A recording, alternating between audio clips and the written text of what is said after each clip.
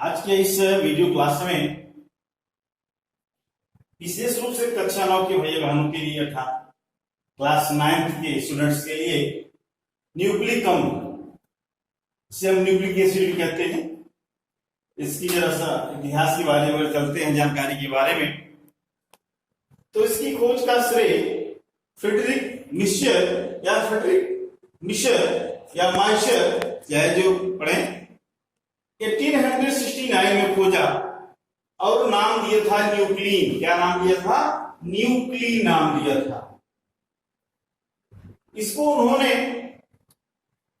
पस अर्थात मवाद की मरी हुई WBC की कोशिकाओं से प्राप्त किया था और उसमें से इन्होंने कंपोनेंट को देखा, उसी में से इन्होंने इसको नाम दिया न्यूक्लिन। क्योंकि वहां पर सल्फर और फास्फोरस दोनों की मात्राएं थी, उसमें उन्होंने देखा कि जो कंपोनेंट मिला था उसमें सल्फर की मात्रा कम थी, फास्फोरस की मात्रा ज्यादा थी। तो उन्होंने कहा कि प्रोटीन में फास्फोरस की मात्रा इतनी नहीं होती है, इसलिए यह प्रोटीन से कुछ अलग पार्ट्स है और उन्होंने नाम दे दिया था न्यूक्लिन। फिर साइंटिस्ट अल्टमान 1889 में इसका नाम ले दिया न्यूक्लिक एसिड, अर्थात इसे फ्रेडरिक मिशर ने न्यूक्लिन नाम दिया था, उसी को अल्टमान ने न्यूक्लिक एसिड नाम दे दिया।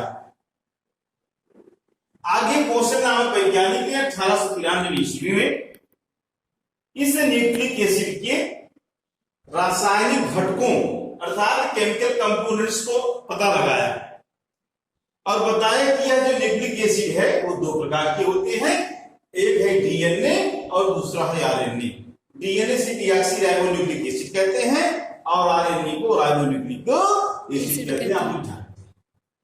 आगे ग्रिफिथ नामक वैज्ञानिक ने 1890 में बताया कि डीएनए ही जो है ये जेनेटिक मटेरियल है अर्थात आनुवंशिक पदार्थ है, सिद्ध किया अपने प्रयोगों के द्वारा।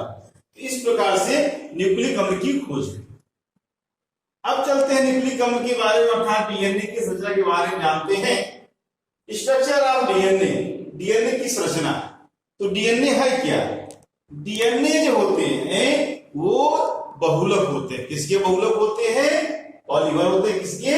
न्यूक्लियोटाइड्स के। यह एक बहुत ही बड़ा माइक्रोमॉलिक्यूल्स, बायो माइक्रोमॉलिक्यूल्स, जैविक गुण अणु, और ये अणु होते हैं आपस में जुड़ करके क्या बनाते हैं? डीएनए बनाते हैं। इस प्रकार से इन न्यूक्लियोटाइड्स का पॉलीमराइजेशन होता है और पॉलीमराइजेशन के फलस्वरूप को डीएनए की संरचना बनाते हैं। तो प्रत्येक डीऑक्सीराइबोन्यूक्लियोटाइड, जैसे भी हमने कहा कि ये किसके बहुलक होते हैं? न्यूक्लियोटाइड के बहुलक होते हैं। तो हमें जानना है कि न्यूक्लियोटाइड क्या है। तो न्यूक्लियोटाइड जो है वो क्या होता है? न्यूक्लियोटाइड डीऑक्सीराइबोन्यूक्लियोटाइड 3 यौगिकों के एक अणु के जुड़ने से बनता है। तो डीऑक्सीराइबोन्यूक्लियोटाइड क्या है इसको भी हम आपको बताते हैं, क्रमशः चलेंगे तभी जान पाएंगे। यह जो डीऑक्सीराइबोन्यूक्लियोटाइड है, ये डीऑक्सीराइबोन्यूक्लियोटाइड का 3 यौगिकों अर्थात 3 अलग अलग कंपोनेंट्स हैं और उनके एक मॉलिक्यूल्स आपस में जुड़ते हैं। तो कौन कौन से कंपोनेंट्स? एक है पेंटोज शुगर, पंच कार्बनी शर्करा, जिसे नाम दिया गया है डीऑक्सीराइबोज। पंच कार्बनी शर्करा या पेंटोज शुगर, इसको दूसरा नाम देते हैं डीऑक्सीराइबोज, जिसका जो फार्मूला रसायन सूत्र है C5H10O4। दूसरा होता है कंपोनेंट्स फास्फोरिक एसिड। क्या है? Phosphoric acid. तीसरा कंपोनेंट्स क्या है? Nitrogenous base. इस प्रकार से जो न्यूक्लियोटाइड होता है, जो डीएनए का बहुलक है, यह मोनोमर्स जो होते हैं न्यूक्लियोटाइड क्या होते हैं? पेंटोज शुगर होते हैं फास्फोरिक एसिड होती है और नाइट्रोजनस बेस होते हैं। अब नाइट्रोजनस बेस भी दो प्रकार के होते हैं, दीज आर टू टाइप्स, अर्थात या नाइट्रोजनस जो क्षार है या नाइट्रोजनी क्षार है यह दो प्रकार का होता है, एक प्यूरिन होती है और दूसरी पिरिमिडीन होती है, अर्थात प्यूरिन बेस प्यूरिन क्षार और दूसरी पिरिमिडीन क्षार। प्यूरिन क्षार जो होती है वो डबल रिंग की होती है, क्या होती है, डबल रिंग द्विवली होती है, जबकि पिरिमिडीन जो होती है वह एक वली होती है, सिंगल रिंग की होती है। अब प्यूरिन भी दो प्रकार की होती है, एक होती है एडेनिन और दूसरी होती है ग्वानिन। एडेनिन को हम कैपिटल ए से दर्शाते हैं और ग्वानिन को कैपिटल जी से दर्शाते हैं। इसी प्रकार पिरिमिडीन भी दो प्रकार की है, थायमिन कैपिटल टी से दर्शाते हैं और साइटोसिन कैपिटल सी से दर्शाते हैं। ये किसी में और होती है, इसे सिर्फ बता देते हैं, होती है यूरेसिल। क्या है वो, यूरेसिल। इसे जो है यू से दर्शाते हैं, लेकिन यह डीएनए में नहीं पाई जाती, आरएनए में पाई जाती है, इसलिए इसका वर्णन यहाँ करना उचित नहीं है। इस प्रकार से ये हो गए क्या, डिऑक्सी राइबोन्यूक्लिक एसिड के जो बहुलक होते हैं अर्थात मोनोमर्स इकाइयां होती है उनमें क्या है बताइए। अब आगे बात ये आती है कि ये जो तीन कंपोनेंट्स है कैसे आपस में जुड़ते हैं, तो यहाँ पे दो चीज आती है, एक आती है न्यूक्लियोसाइड और फिर आता है न्यूक्लियोटाइड। न्यूक्लियोटाइड और न्यूक्लियोसाइड, तो पहले हम देखते हैं न्यूक्लियोसाइड। न्यूक्लियोसाइड जो होते हैं इनमें डिऑक्सी राइबोस शर्करा, अभी हमने यहां बताया आपको ना, तो deoxy ribose sugar, deoxy ribose sugar या डिऑक्सी राइबोस शर्करा अपने कार्बन के अपने प्रथम नंबर कार्बन से और इस नाइट्रोजनी क्षार से जुड़ करके क्या बनाते हैं, न्यूक्लियोसाइड। देखिए यहाँ पे हमने पंच कार्बनी शर्करा का रिंग दिया है, carbon number 1, carbon number 2, carbon number 3, carbon number 4 and carbon number 5। यहाँ भी ऑक्सीजन दर्शाई गई है।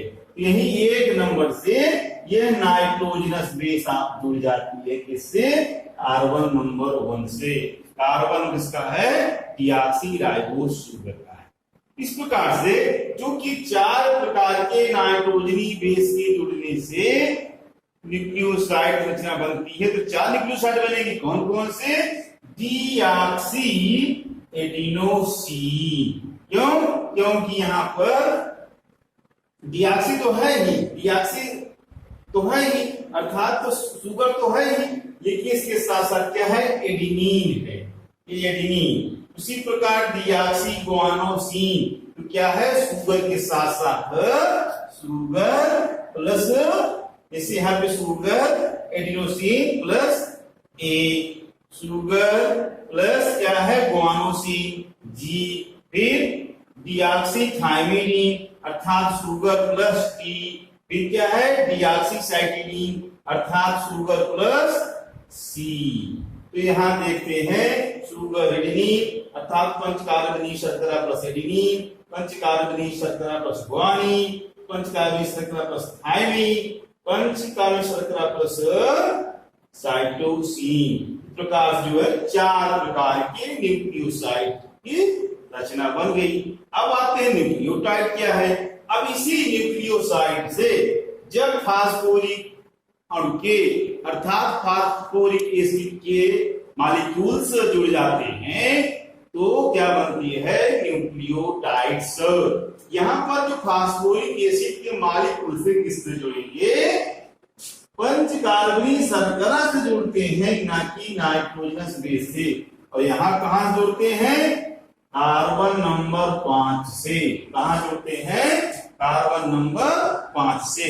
इस प्रकार से चार प्रकार के न्यूक्लियोटाइड्स की संरचना बनती है। कौन कौन सी, deoxy adenylic acid, deoxy guanylic acid, deoxy thymidylic acid और डीऑक्सी साइटिडिलिक एसिड, अर्थात phosphoric acid plus sugar plus nitrogenous base, क्या हो गया?